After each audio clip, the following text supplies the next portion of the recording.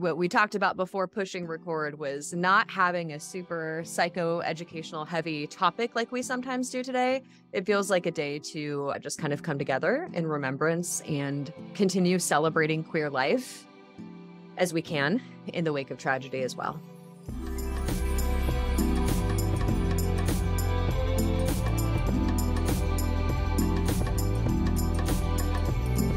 Hello, everyone. Welcome back to Queer Relationships, Queer Joy. Happy to have you back. If it is your first time listening, we'll do brief introductions. I am Melissa DeSegurant. I'm a licensed as a marriage and family therapist and professional clinical counselor. I work at Connective Therapy Collective out of Portland, Oregon. I'm white, bisexual, I'm polyamorous, and I am gender fluid. I use she and they pronouns. My name is Keely C. Helmick. I am the owner of Connective Therapy Collective. I'm a queer, non-binary, femme, white, still recovering from an acute injury. What am I missing? Non-monogamous. I don't know. There are more things going on. There'll be updates. Yeah. Oh, they, them pronouns. Yeah. Okay. Always shifting and exploring new things. So today we're going to end up talking more about queer community, especially in the wake of more tragedy that's just happened in queer community in the States. And we'll do personal updates too. But I think what we talked about before pushing record was not having a super psychoeducational heavy topic like we sometimes do today. It feels like a day to just kind of come together in remembrance and continue celebrating queer life as we can in the wake of tragedy as well. Yeah, and a time of reflection. And I found listening and seeing clips, just having the opportunity to hear other people and see other people talking about it with our own sense of community, even if it is through voice, through a podcast, or watching on YouTube, seeing on Instagram, seeing on Facebook, seeing on Twitter, all of these pieces where we come together as a full community in the United States and beyond. And also, how do we come together in community more locally or more personally, and how that looks different when the tragedy, in this case, the shooting, is within our community, but also not in our state, not in our city. Right. Yeah. It feels like our updates are probably going to be somewhat linked because we've both been sitting with, what has happened for a few days now. Do you have other updates that feel noteworthy, Keely? Well, I think it's interesting in community. What was interesting and continuing on this theme of not just exploration, but then in this wake of a very just this weekend tragedy and digesting, reflecting, feeling emotions around it, I happen to have already arranged a meetup with the person I'm dating with their primary partner. And this is the person I've been dated. They went away, they came back, we're dating again. It's been like a year since we reconnected. And so is this the first Metamor meeting of this? Yes. Yeah. The first one. Oh, it was just interesting timing. And what happened was, and the way I saw it, when things happen and around birth and death, is this really quick, just present in the moment. Mm-hmm. This feeling of this, nothing else matters. This is what's going on. I'm in the present. And so when I met up with her, I didn't even have room to be anxious. It was just like, I'm meeting this person. Okay, I'm crying because this horrible thing just happened. And I'm reaching out to all my community members and I'm trying to make sense of something there is no sense to make of. Yeah. And so I think it went well. I'm having a little meetup with then the person I'm dating to then go over and process some more. Yeah, that, and just, I don't know if there's any more updates other than our community is just getting smaller and smaller and learning new things of connecting with people and how to be in these spaces of, it feels very vulnerable and sometimes not by my choice vulnerable. Like, oh, I'm here, I'm existing. What does it mean to just be and exist? Mm-hmm. It feels very similar to what I had to report last week. Again, this is a trend for me in the colder months, but I spend a lot of time introverting and reflecting And yeah, certainly in part hearing about the shooting that happened in Colorado, just thinking like, wow, like I live by a queer bar. Like that could have been that bar, you know. Also, I'm preparing to go away for a few days. By the time we release this, I will already be gone. And so noticing some anxiety I have just about leaving my cats and my home, definitely have some attachment things that we could psychoanalyze about my relationship with my cats. Do you Wow. re-listen to our episode last week about instant? Oh my gosh, like, it's definitely me with the issue too. They're, like, not worried about anything, right? They're living, as you said, in the present moment. I'm sitting here thinking about, like, how scary it will feel to be gone. It's ridiculous. So anyway, because of that, I really spent a lot of time at home this weekend. I just wanted to be home in our cute little cozy family and doing my thing. And it's true to me, like, a lot of cleaning and preparing because I like to come home to, like, a Yeah. perfectly clean environment. So I actually nerded out and started my, like, Yule cleaning list, like, the deep cleaning that I would like to have done before I leave town for at the end of December. So, that sounds so boring now that I've said that out loud, but, like, legit, I was so happy doing these things over the weekend and had several moments just sitting, really just literally just sitting and staring, not with the intention of, like, "I'm gonna sit and meditate," but just sitting and being present and, like, looking around and really, gratitude. I mean, a lot of Mhm. people around Thanksgiving time will celebrate gratitude, especially in light of some of the things we used to celebrate, maybe are not celebratory, you know, in terms of the history of the holiday. But I do appreciate the like gratitude. And for me, it was just a moment of sitting and I mean, like literally looking at my apartment and my things and being like, I have these things. I have so much. You know, looking at thinking about my friendships and my relationships. I have so much to be grateful for. And that I think has been the overwhelming energy I've been sitting in the last couple days. Yeah. Yeah, and I think, we're talking about community, we're talking about how to not even I don't wanna say move forward, but just to words we've talked about before, having what seems like 2 conflicting dialectical things going on within us, around us, and the urge to connect and want like anyone in my circle, like wanting to just reach out, wanting to be physically around people, wanting to hug my kids, call everybody, Yeah. be around people. But I do think just how we're reflecting on our updates and how both of us have different ways of being in this time of year.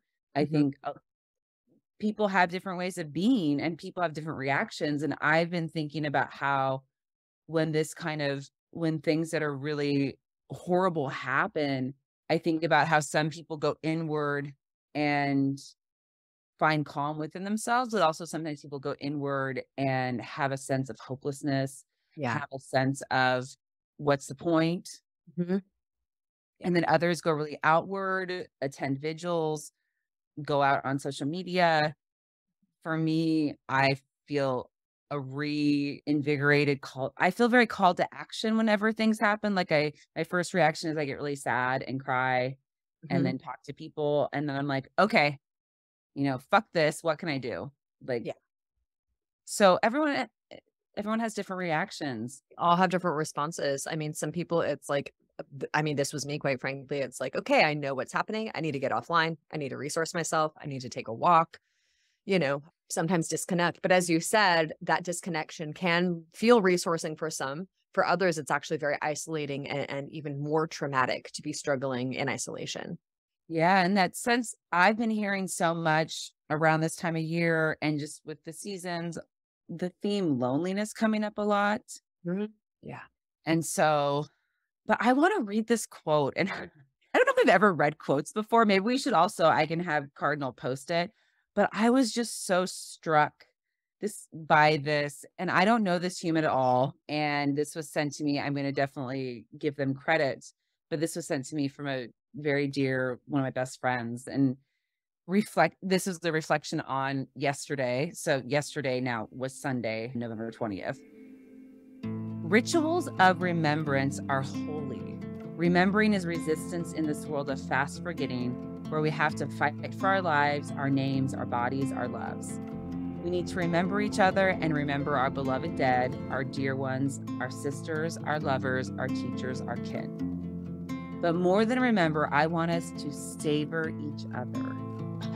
Just like savor each other, to reach for each other alive and enlivening, to remember how delightful is our birthright too, how dreams they write off as impossible are etched in the marrow of our bones, how they're deadly violent still and won't and can't keep us from dancing. How every day and way that we delight in each other is worth remembering too, because it is divine. How we delight in our aliveness, delight in the worlds we are crafting, delight in the love we are making, patterning new rhythms of home together. And so we remember the forces that keep us alive, forces of mutual aid and abolition, harm reduction and trans care, forces we can and are enfleshing, so that we can have lifetimes upon lifetimes to savor each other. And that was written, the account is called Enfleshed. And the person that wrote this, their name, and I hope I'm pronouncing their name right, I'm so sorry, Anna K. Bladell. And we'll post that. It's Just, beautiful. I know. And what beautiful writing, and this idea of savoring each other. And within this sadness and heartache, that we still be human with each other in connection. Yeah. It reminds me, a moment when my best friend died, and I remember her memorial service, and she was a singer, a songwriter, and what beauty it was to be in such sadness. And we all were dancing at her memorial service, and her brother played a song, guitar, and we had this music going. And in these moments when there is such sadness and it can feel like loss of hope, when we're in our bodies and connecting with others and connecting with ourselves, how do we still resource that? And as this author, this beautiful poet, wrote about savoring each other. Gosh, you started off at the beginning of the episode talking about like it's not about just moving on. And I agree. And it may be about moving, like physically moving your body, thinking about trauma and how we know it gets stored and stuck in the body. And one of the trauma responses is a freeze response. Part of the recipe for moving through that is to move, whether that's gently stretching your body, because that's where you're at that day physically, whether you do have the ability to go out and dance. I've had so many clients talk about having these, big spiritual releases and emotional releases through ecstatic dance, for example. Yeah. And then the community piece there too, because what you're doing in that moment is you're actually co-regulating through dance with other human beings. You're all getting on the same breath wave, the same energetic wavelength, the same beats, the same rhythm. That's what that is. And so being able to co-regulate in community, especially after a tragedy like this, hugely beneficial for people. Yeah. And then recognizing, I noticed it, I didn't even purposely, I had all these hangouts scheduled because it was a Sunday. And so I was at one queer bar and got something from the bartender, and the bartender was like, "Oh, how's it going?" I was like, "Well," just being honest. And this person just was so kind, and just that moment. And we talk about reintegrating. And for me to go, I went to both that bar to meet up with a friend, and then another bar, there was a vigil for the shooting, and to step into going anyway, even if it feels scary, and facing it. Yeah. And again, not saying that this is for everybody, but that's another way. In therapy, we call it exposure therapy. I don't want to get therapized too much. And how recognizing that it was a little scary, because being like, oh, wow, this is real. We're not talking about a fear, like anxiety for a test, and our bodies react as though bear's chasing us. We're talking about real fear of being a queer person out in the community and being in groups that we may be targeted. Yeah, a fear of something that's actually a possibility. Yeah. And then being in community anyway. And to me, it's like, fuck you people who are trying to take away our laws, take away our rights as humans, or not give us human rights in the first place. Yeah. Yeah. And it In therapy, it's exposure therapy. In the queer community, it's resistance. yeah. Now I'm going to read a quote. We're going to start a Yes. definition today. Yay. And actually that, just the fact that we're sitting here bringing language and especially poetry, I think I have to recognize that that's part of the way that I resource. And I think a lot of people do is through creative means, So yeah, maybe I did get offline and I didn't look at the news, but I sure as hell got all of my queer poets talking to me through, I guess I wasn't fully offline through Instagram. This person is a queer poet. Their author name is Andrea Gibson, and their Instagram handle is Andrew Gibby. They wrote a really beautiful just piece, transgender remembrance piece, and I won't read the whole thing, but one of the slides really caught me. And they write, "In the middle of that ache, though, I remembered something. I remembered the country I live in. I remembered that many queer people are dead to their families before they even die. I remembered that queer bars are commonly the closest thing to family reunions many LGBTQ plus people have." That hit me so hard. That is part of why this is so monstrous.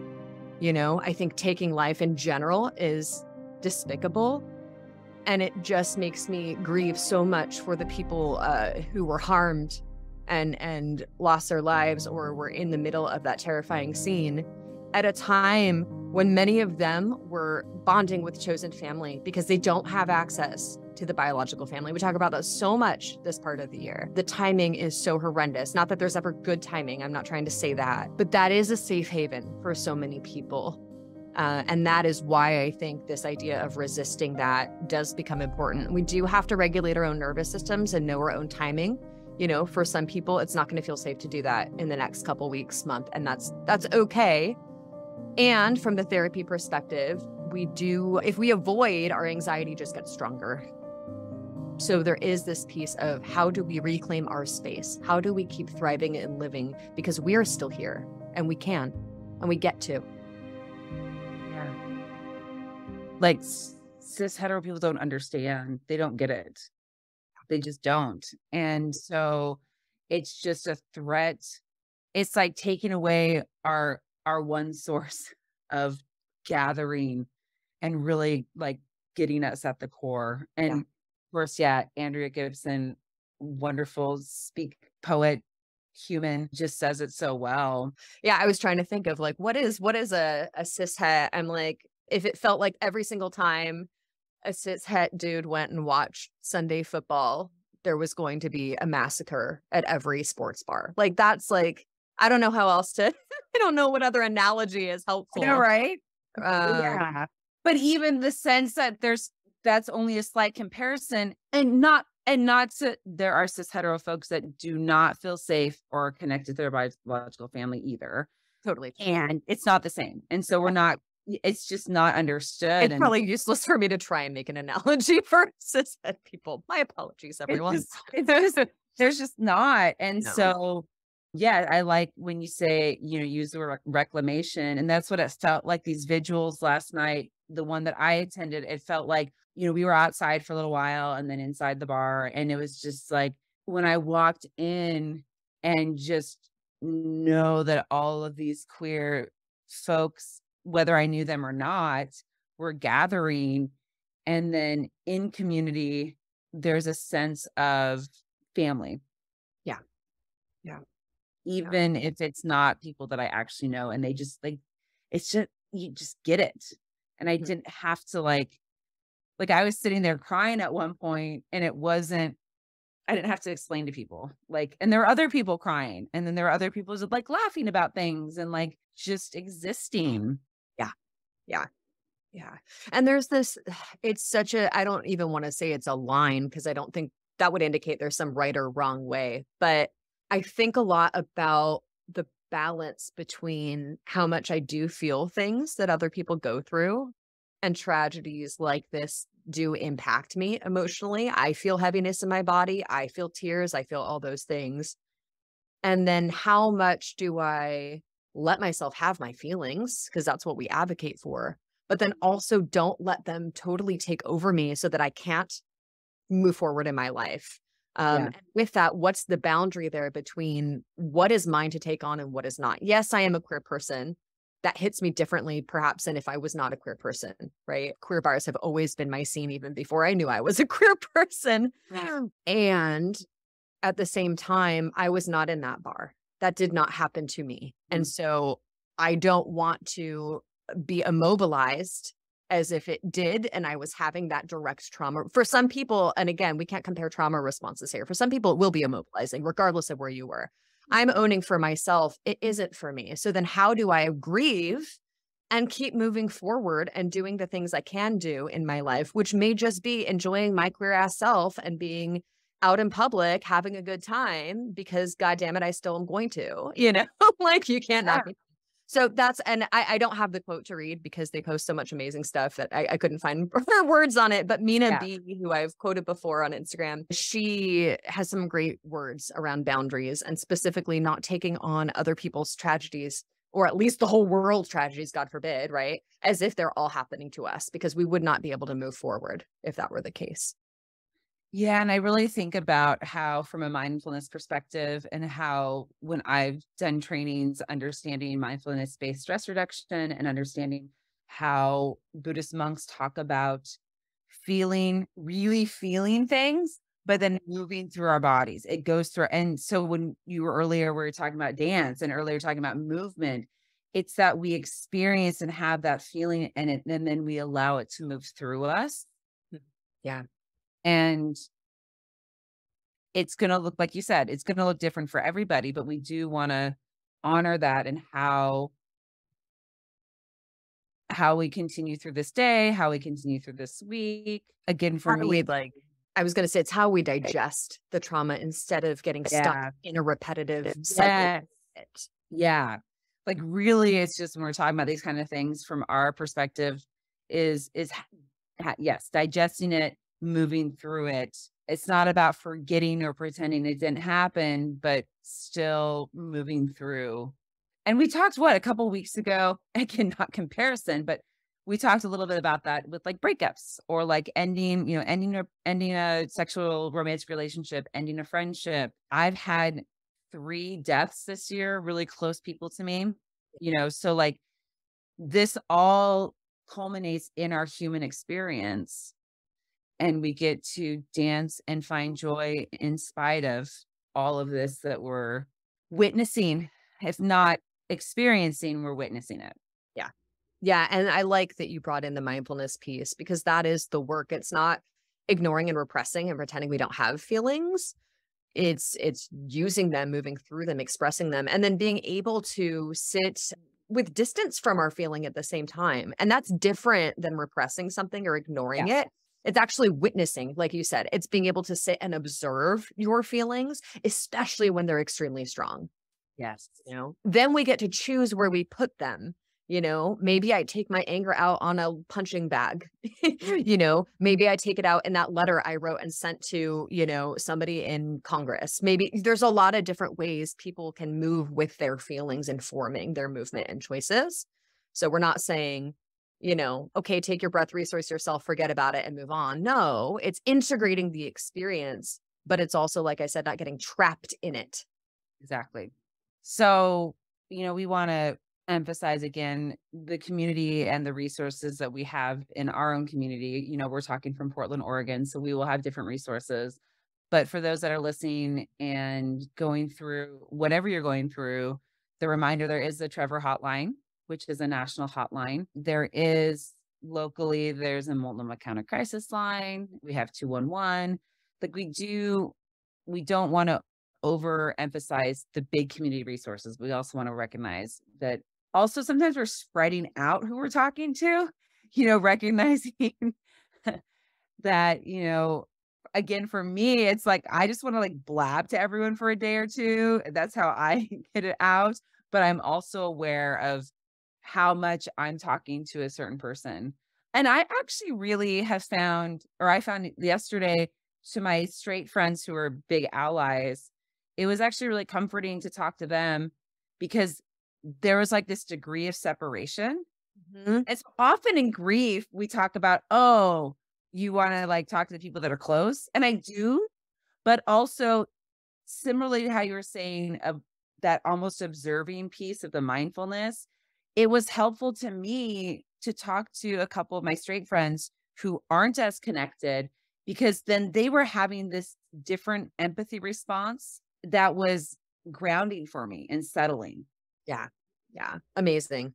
Yeah. And that's a way to find community to lean on too, as allies. I mean, I'm thinking about people who don't live in a place where there's a huge queer scene available, Yeah. and may not have a whole queer family, chosen family, to talk to. Yeah. And that's why we're integrating not just the physical people that you can talk to, but also that there are ways to reach out. If you just want to be in queer community and you don't mind joining TikTok, there's a lot available, a lot of queer joy on TikTok these days. There's just a lot. And so this person I'm dating is on TikTok and I hadn't seen their TikTok.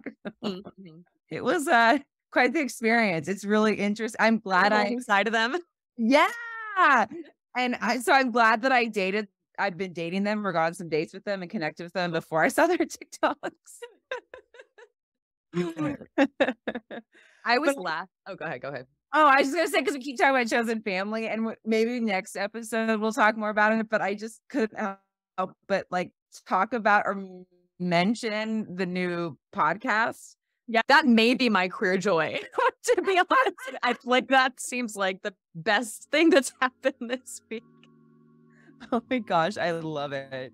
Well, more to be said, but I hope that people listening today found this useful, helpful, or if it was just a space to listen and hear other people talking about this, to know that you're not alone.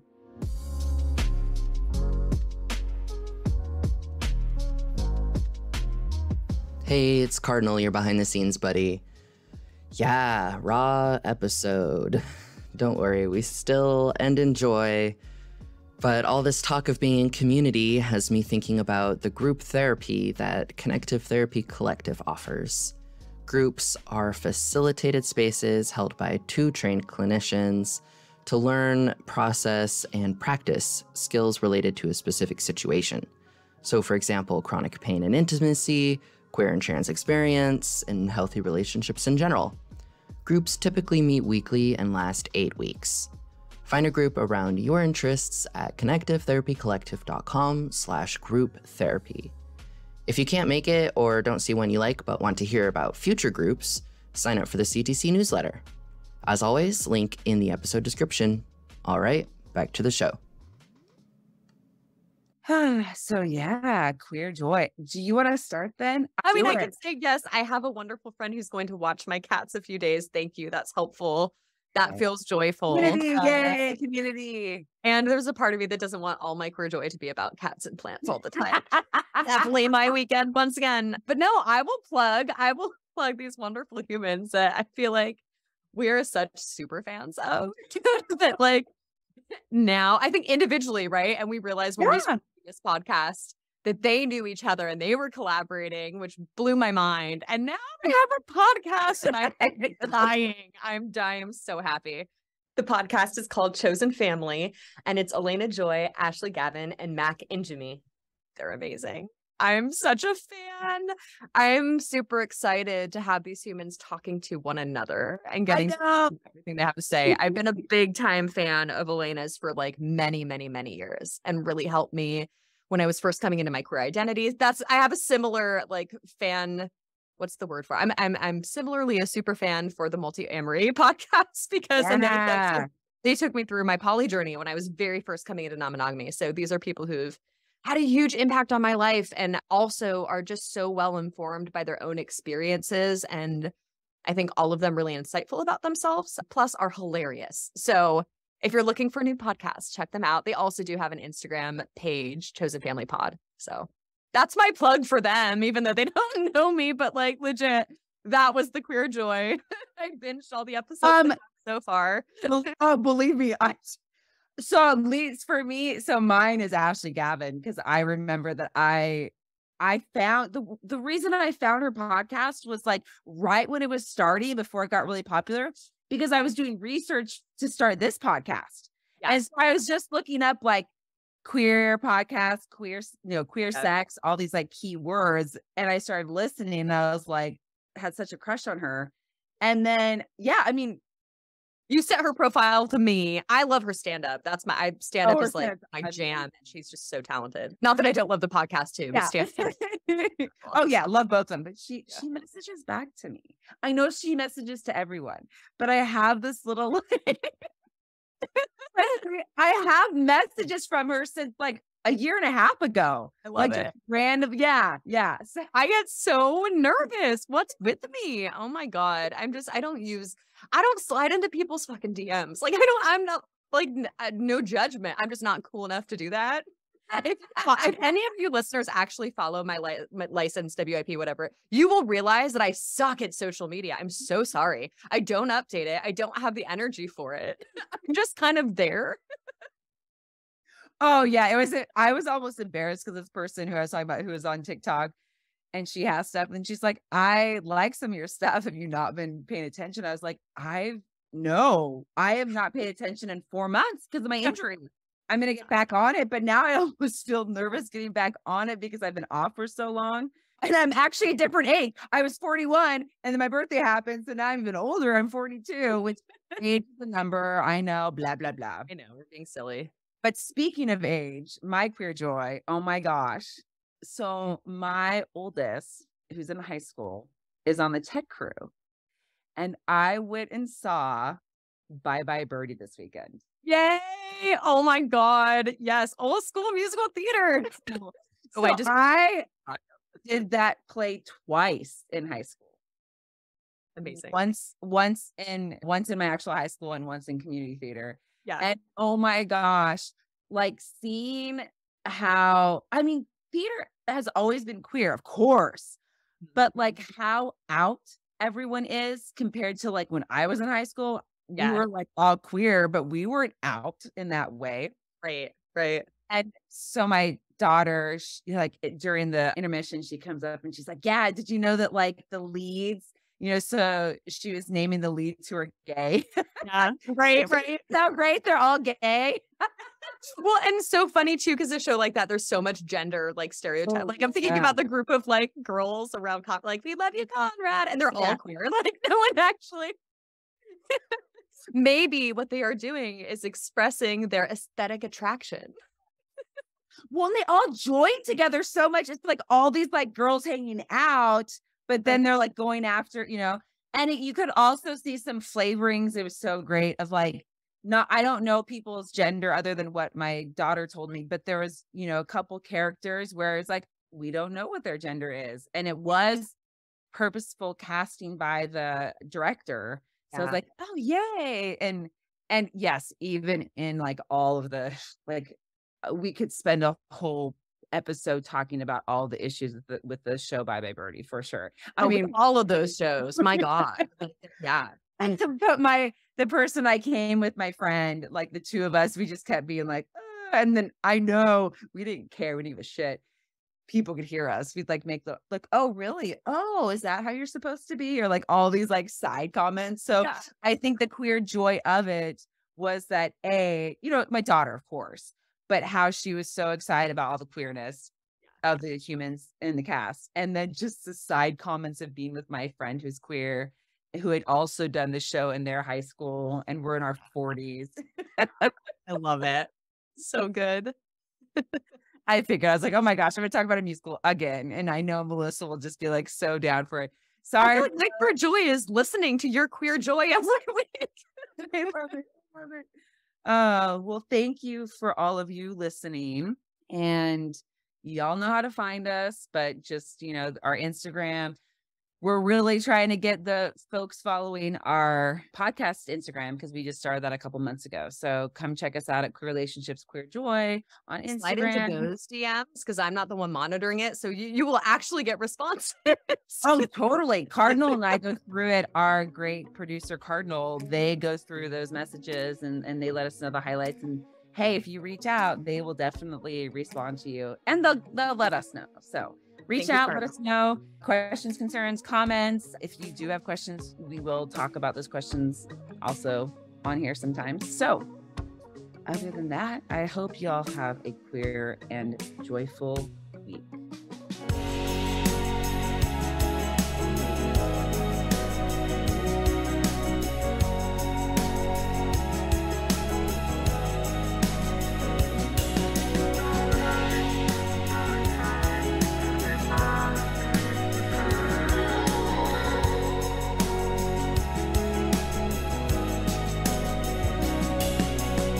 Thanks for listening to Queer Relationships, Queer Joy, a podcast by the Connective Therapy Collective, hosted by Keely C. Helmick and Melissa DeSiguran, with audio edited by Leigh Supapo Bernito. I'm your producer, and behind-the-scenes buddy, Cardinal Marking. Intro music is by Bad Snacks.